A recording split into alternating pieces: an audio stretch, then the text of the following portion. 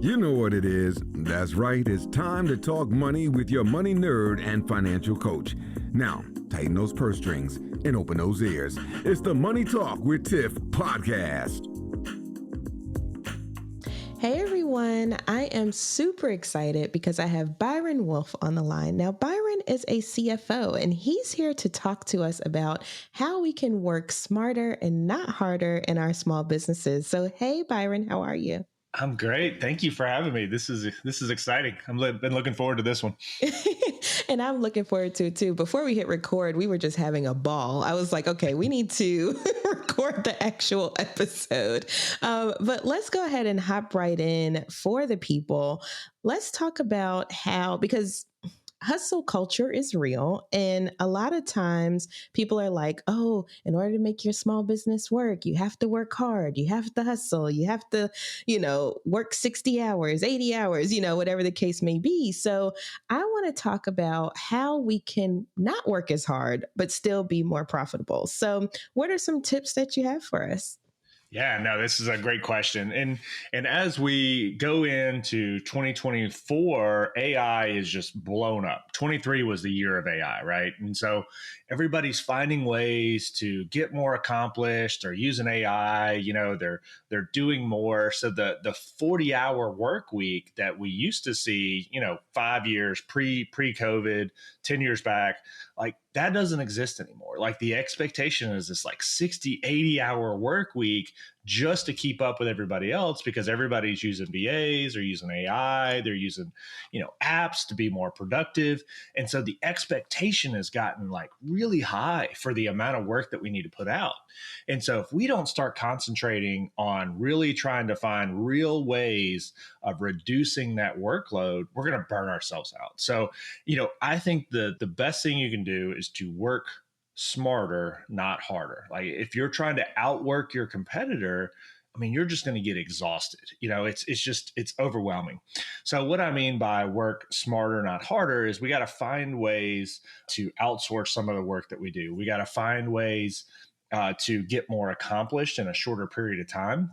And we have to find ways to keep more money. So one of the things I talk about a lot of the time, and this is a little bit of a tangent, is that like revenue is a brag and profit is the real scoreboard. So if you're working your tail off to make a ton of money, but you're not keeping but like a tiny, tiny piece of it, like that's not going to be long-standing. If you're making $1 million in revenue, but you're taking home like 50 grand, you can go get a job and make a lot more money than that $50,000, that you're keeping. So let's find a way. Like it's impressive. You're making $1 million in revenue. That's a great number. It's a huge number. I love it. But like, let's find a way to keep as much of that money as we can. So instead of 50 grand taken home, let's focus on increasing that to 100 or 200, right? Let's get those profit margins up. And so one of the best things we can do is we need to look at what we are doing internally. What are you doing in your business, right? And then take those and divide those into the different tasks. So all of us have things that we are really, really good at and we love or we hate. We have things that we're really, really bad at, but we love them or we hate them. So figure out what you're doing, right? And then say, okay, I'm operations, I'm finance, I'm marketing, I'm tech, I'm sales, like all of these out. Build those out. Those are positions. And you may be doing all of those right now. I hope that you're not, but you may be doing all of those. Like a lot of us are. Like if you're an entrepreneur, like, you believe, well, I don't want to put this on everybody, but I know that going up through this myself, I thought I'm the best person for every job in my company. So I'm just going to do it all, not sustainable, by the way. So, find the things that you're really, really good at and you enjoy. Like those are easy. Those are, let's set those aside. We're going to keep doing those. The things that you really dislike, but you're really good at, like you probably need to hold on to those a little bit longer. Find the things that you're bad at that you dislike. That's the first thing we're going to outsource, right? So I'm really, really bad at marketing. It's just not my arena. I'm not good at it. Like I want immediate results kind of guy, and marketing just doesn't work that way, So I don't like it, and I'm not good at it. So that's the first thing that I'm going to outsource. So we're going to outsource that to the best person possible. And then we're going to start to divide these things out so that we have this amazing team that's really good at the things that they're really good at. And now you can focus on the things that you're really good at, but that you really love. Or even those things that you're really good at, but you don't necessarily love, those are going to come later. We can replace those later, but let's get the things that you're bad at and you dislike first. The things that you are, bad at, but you like, that for the business, let's go ahead and get those replaced because, just because you enjoy it doesn't mean that you need to keep doing something you're bad at.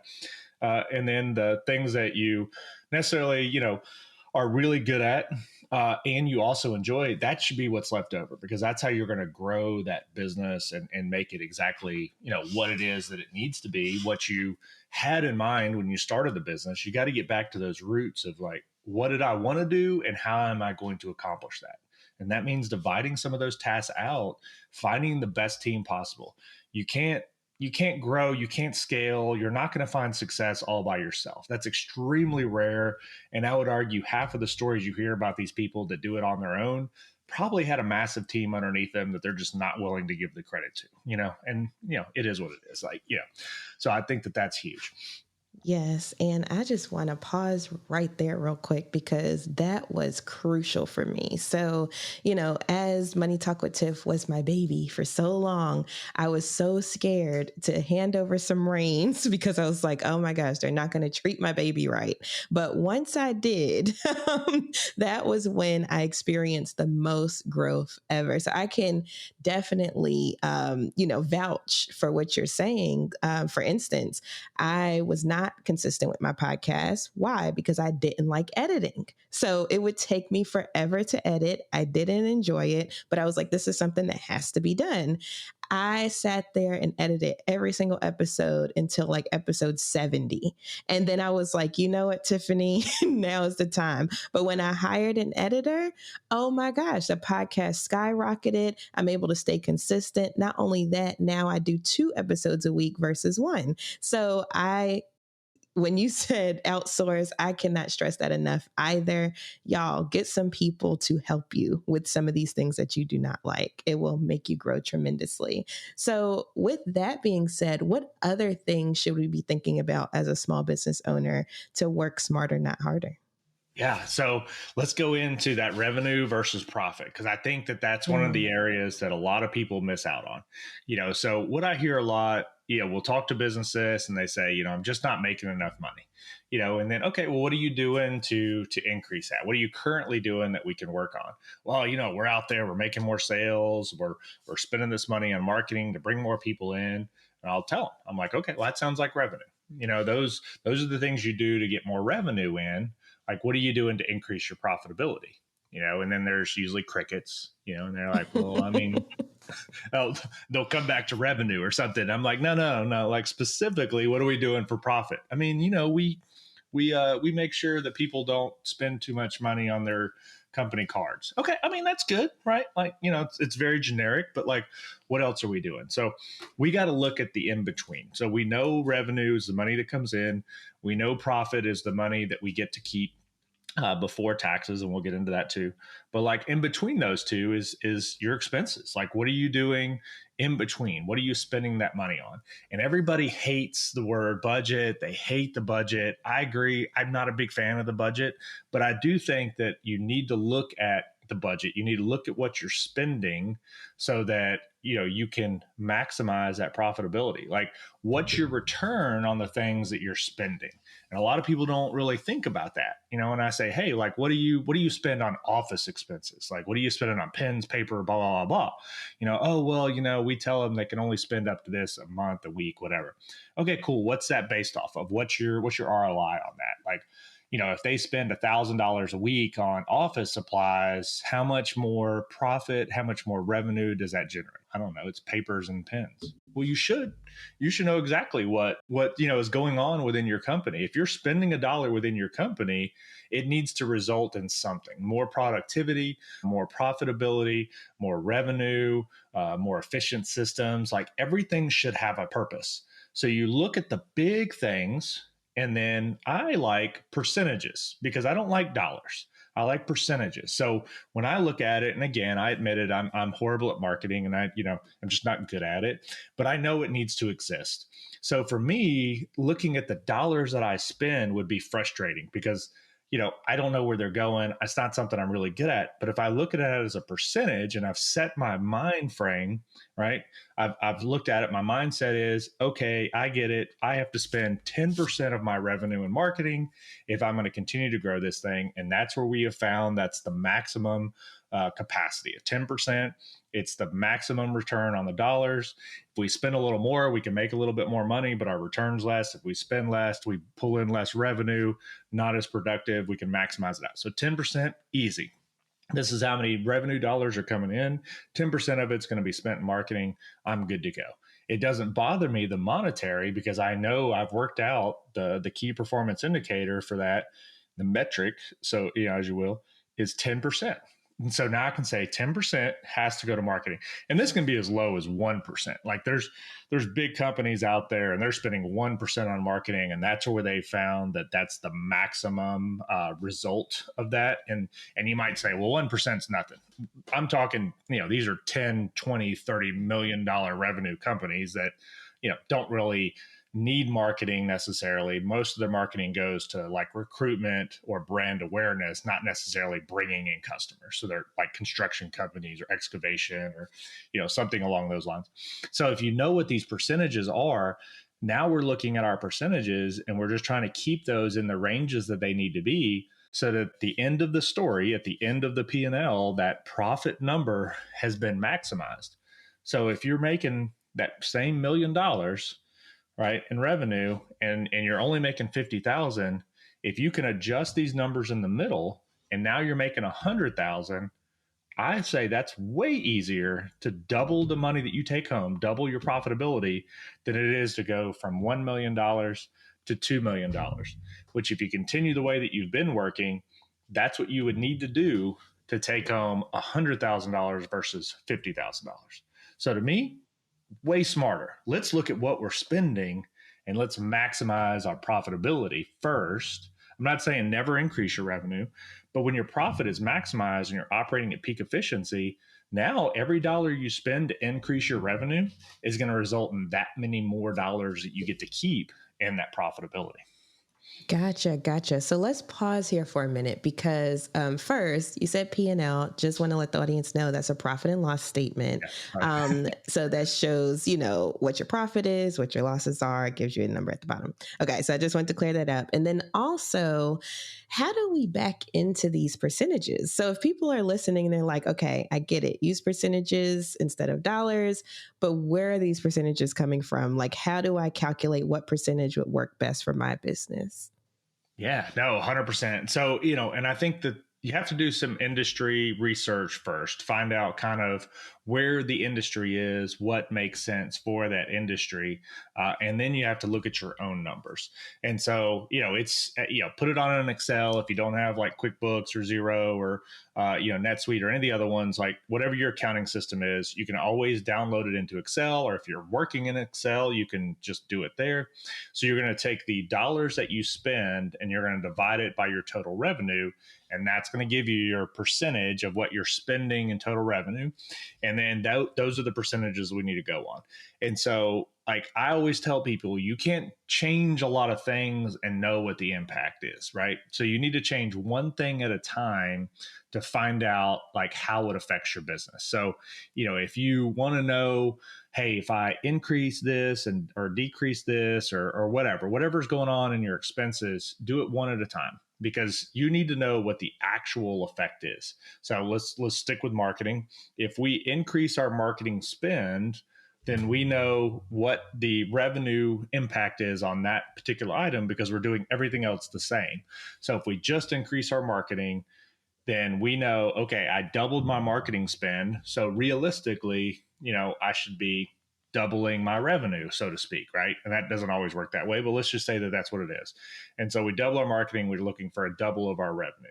Well, if we don't see a double, let's say we only see 1.5 times, okay, well, then maybe above this particular level, we've maxed out the increase of what we can process, what we can do. If you've doubled your marketing and now your sales team isn't able to close as many leads because you don't have the capacity. If you're selling a product, you don't have the product to sell. If you're selling a service, you don't have the labor to meet that demand, then you've spent too much in marketing right now, and you need to increase the staff, or you've got to make your pipeline better so that you have more product to sell, right? But we know what the results are because we see the increase in demand. If we decrease that marketing, then it should be dollar for dollar really with the revenue. If we don't, then okay, well, now we don't need to spend as much money because we decreased our marketing spend by 25%, but we only saw a small, maybe 5% drop in our revenue. All right, well, what's the dollars? What's our return on it? If we know for every dollar we spend in marketing, we're bringing in an extra $10 in revenue, but our profit margin's 10%, so that every dollar we add in marketing, it creates that much more work, but we're only getting a $1 return. Well, that doesn't really make a lot of sense. Like, you don't want to work harder to literally have the exact same return. I spent $1 and I made $1. That's a bad mix. Like, I don't want to do extra work to break even. If I spend $1, I want to be able to keep $2. Like, making an extra 10 doesn't really help us if we're going to spend 9 of that $10 and we're still back to the same dollar we started with. I don't want to work harder for the same money. I want to work harder to make more money. And so I want to see that marketing spend be a return on the profit, not on the revenue. I want to see a return in the profit realm that exceeds what I spent. I want to spend $1. I want to make $2 or $3 or $5, right? I don't want to make the same dollar. Like, that doesn't make any sense. You're not going to get ahead doing that. So that's really what I'm talking about is looking at those percentages, affecting them one at a time. Affect your marketing spend, see what happens. Affect your labor. If you're bringing in more people, how does that affect the revenue? How does it affect the profitability? If I'm going to change out my product, I'm going to add a new product line, and we need to look at what that product, is doing. If that product is popular and it's outselling other products, that's amazing. Like, okay, now we need to focus more attention on that particular product because that product has a higher profit margin.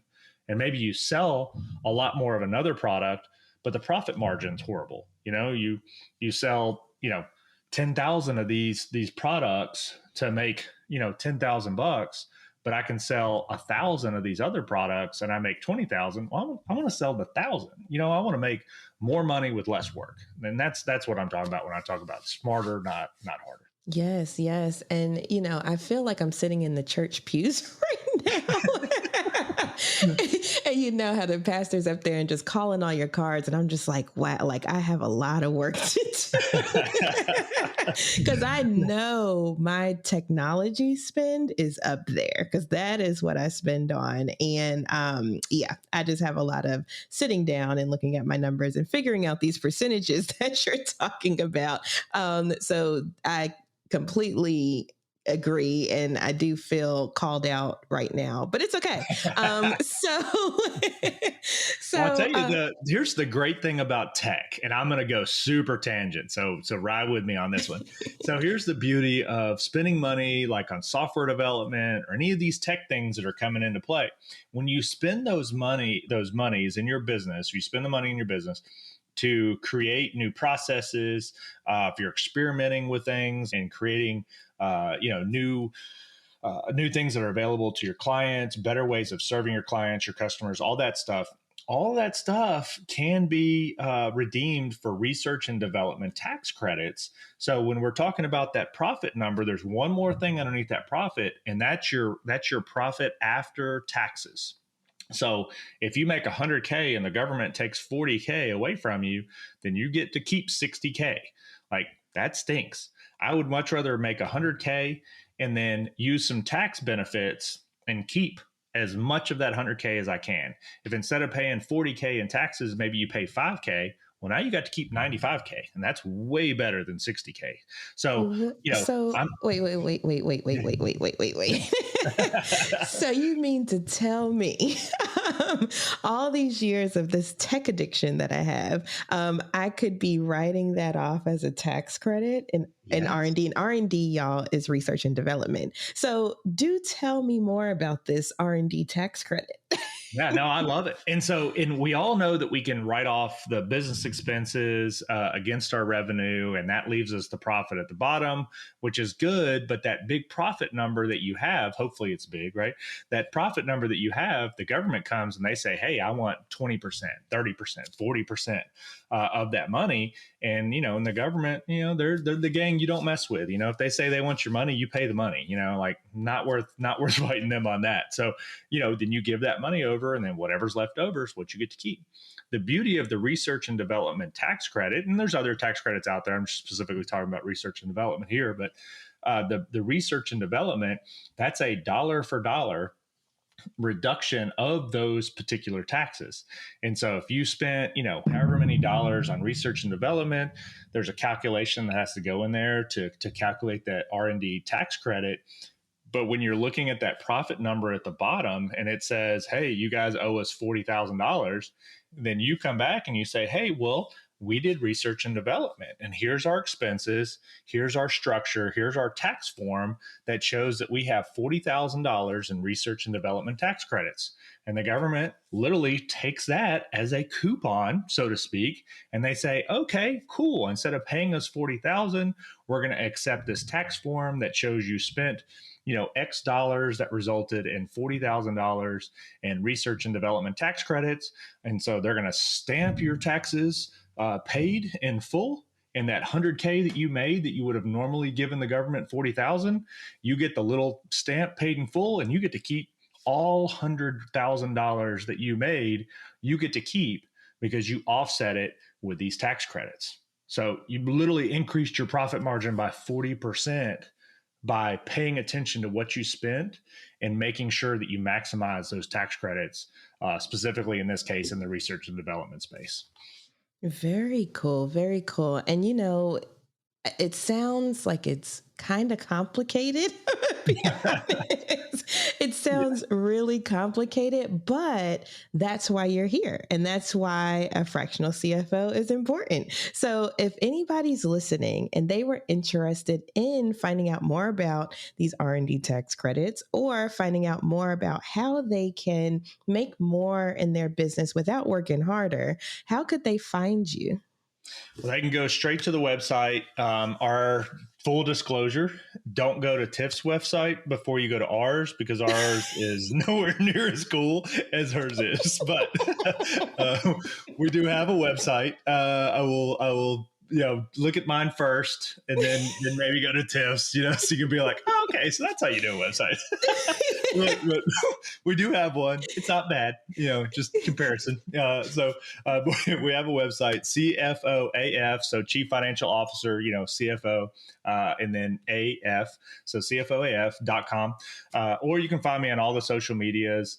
I probably need to post more kitten and puppy videos so that I can get some traction, because people don't want to watch me talk about finances as much as they want to watch puppies. But I get it. I also like to watch puppies.